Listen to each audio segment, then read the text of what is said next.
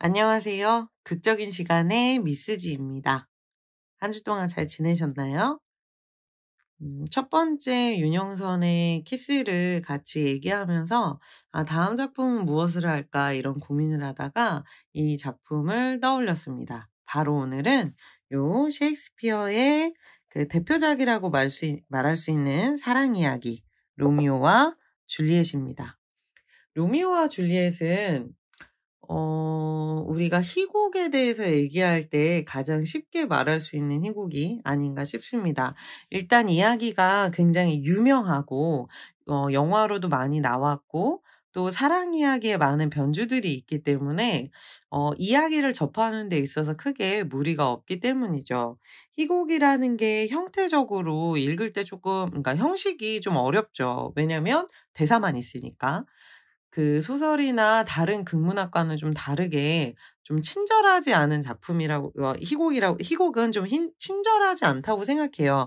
하지만 로미오와 줄리엣이 워낙에 이야기가 탄탄하고 우리가 이해하기 쉽기 때문에 요런 부분들을 이런 이야기 쉬운 이야기들을 희곡으로 맞이하면서 '아 희곡이 이런 매력이 있구나.' 이렇게 찾아가는 것도 굉장히 좋은 시도라고 생각합니다. 그래서 저는 희곡 모임의 첫 번째 작품으로 로미오와 줄리엣을 한 적도 있는데요. 이 로미오와 줄리엣은 그 반목하는 두 집안의 그러니까 원수 집안의 두 남녀가 사랑에 빠진다는 이야기를 가지고 있습니다. 우리 그 디카프리오가 나온 로미오와 줄리엣 혹은 그 앞서서 올리비아 하스가 나온 로미오와 줄리엣 혹시 보신 분들도 계실 텐데요. 그 어찌나 사랑스러운 두 남녀인지 당대의 유명하고 가장 아름다운 남녀가 사랑에 빠지고 사랑을 이어가려고 하다가 결국에는 '죽음으로 끝을 맺는다.' 이렇게 생각하게 되면 얼마나 절절하고 아름다운 이야기인지 이렇게 떠올릴 수 있겠죠. 제가 지금 스포를 했다고 혹시 저를 흘겨 보시지는 않으시는지요? 왜냐하면 이 이야기는 처음부터 끝을 보여주고 있기 때문입니다. 우리 첫 대사 한번 볼까요? 첫 대사는요. 그 극이 시작하기 전에 해설자가 나와서 이렇게 얘기를 해 주는데요. 제가 한번 읽어 볼게요. 이 극이 벌어지는 아름다운 베로나에 명망이 엇비슷한 두 가문이 있었는데 오래 묵은 원한으로 새 폭동을 일으켜 시민 피로 시민 손을 더럽히게 되었도다. 이러한 두 원수의 숙명적인 몸에서 별들이 회방 놓는 두 연인이 태어났고 그들은 불운하고 불쌍하게 파멸하며 부모들의 싸움을 죽음으로 묻었도다. 죽음표가 붙은 이 사랑의 두려운 여정과 계속되는 부모들의 격렬한 분노를 자식들의 최후밖엔 아무것도 못 막는데 그 내용을 두어 시간 무대 위에 펼치오니 여러분이 인내하여 귀 기울여 주시면 여기서 잘못된 건 열심히 고쳐보겠나이다. 퇴장. 이거 보세요. 제가 얘기한 걸 듣지 않으셔도요. 그냥 연극을 보러 가면 아예 첫 장면부터 "얘네들은 죽어요." 라고 얘기를 합니다. 게다가 이 로미오와 줄리엣이 정말 하고 싶은 얘기는 뭐냐? 이렇게 원한이 깊은 두 집안은 자식들의 죽음으로밖에 해결할 수가 없었다. 그래서 이 자식들의 두 사랑 이야기와 죽음을 보면서 "한번 생각해 보자." 이렇게 얘기하는 작품인 거죠. 자 로미오와 줄리엣의 처음 만남은 그렇습니다. 우리 아주 잘난 우리 로미오가 로잘린이라는 여자를 사랑하여 로잘린이 나타난다는 파티에 가기로 합니다. 그런데 하필 그 파티는 그 원수 집안인 줄리엣네 집에서 연 파티였어요. 줄리엣의 생일 잔치였죠. 근데 사실 로미오는 그런 게 중요하지 않고 그냥 '로잘린이 나온다.' 이것만 생각하고 갑니다. 가서 로잘린을 보려고 했는데 줄리엣을 보고 그만 사랑에 빠져버립니다. 그런데 줄리엣도 로미오를 보고 반해버린 것이에요. 그래서 둘은 결국 사랑을 하게 되고 이 사랑의 결론 뭡니까? 결혼을 하기로 합니다. 자 결혼을 하고 싶어 갖고 신부를 찾아가 가지고 "신부님 우리 둘이 결혼을 하게 해 주십시오." 했는데 신부님이 팔짝 뛰죠. 왜냐?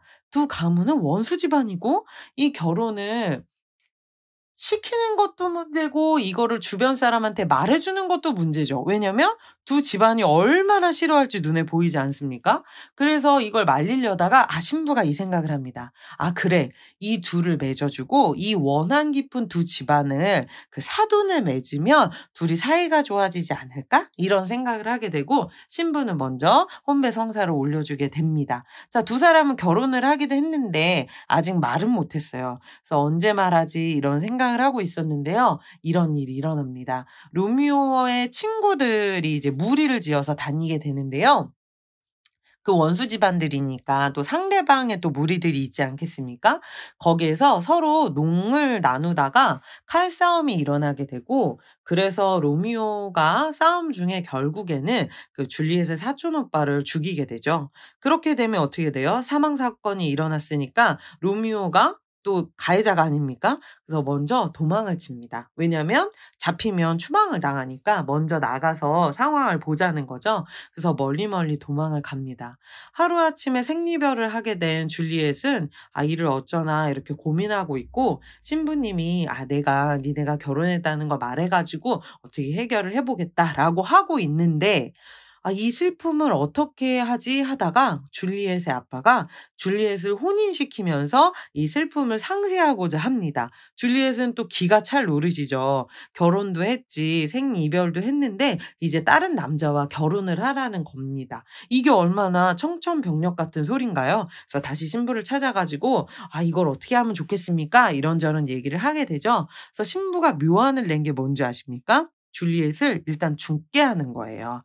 그래서 우리가 이런 드라마 같은 데는 꼭 놀라운 장치들이 하나 있죠. 바로 죽음처럼 가까이 잠을 자게 하는 신비의 약초가 있는 거죠. 그래서 줄리엣이 그 약초를 이제 만든 약을 먹고 이제 한 2박 3일 동안 죽어 있는 겁니다. 그럼 그 사이에 줄리엣이 죽었다, 이렇게 돼서 장례를 치르게 되고, 그 사이에 멀리 떠났던 로미오를 불러오게 되면 줄리엣은 그냥 잠들어 있다가 이제 무덤에서 눈을 뜨게 될 거고, 그때 신부가 로미오와 줄리엣이 결혼했음을 밝히면서 우리 두 가문이 친하게 지냈으면 좋겠다, 이 얘기를 하려는 이제 그 이야기를 꾸미게 되죠. 그래서 줄리엣은 그 약속을 시행하고 약을 먹고 잠이 듭니다.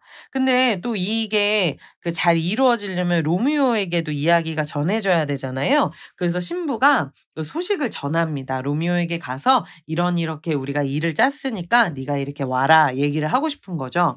그런데 줄리엣이 약을 먹고 잠들었고, 그래서 죽었다는 소문이 나게 되니까 그 신부가 보낸 소식보다 더 빠르게 로미오와 같이 있던 그 무리 중에 한 명이 로미오에게 재빠르게 가서 "줄리엣이 죽었습니다."라고 말을 하게 된 거예요.